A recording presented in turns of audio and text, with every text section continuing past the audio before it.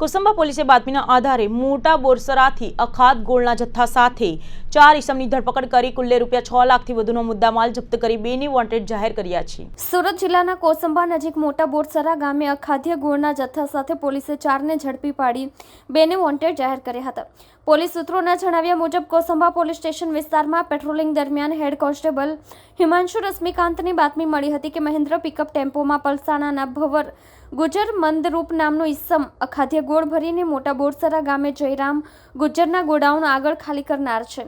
વધુમાં અખાદ્ય ગોળ દેશદારૂ બનાવવાના ઉપયોગમાં લેવામાં આવનાર છે, જે અંગેની ચોક્કસ રાહે બાતમી મળેલ હતી। પોલીસે સ્થળ પર વોચ ગોઠવીને એક મહેન્દ્ર પિકઅપ સાથે 4 જેટલા ઇસમોને પકડી પાડ્યા હતા।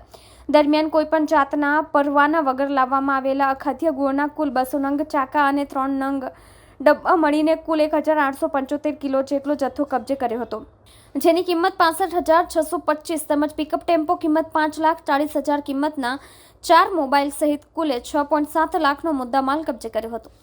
જ્યારે 4 ઇસમોને કોસંબા પોલીસના પીઆઈ એમ.કે. સ્વામીએ કાયદેસરની કાર્યવાહી હાથ ધરીને જેલ ભેગા કર્યા હતા। જ્યારે લાડુરામ મકરંદભાઈ ગુજ્જર અને જયરામ ગુજ્જરને વોન્ટેડ જાહેર કર્યા હતા।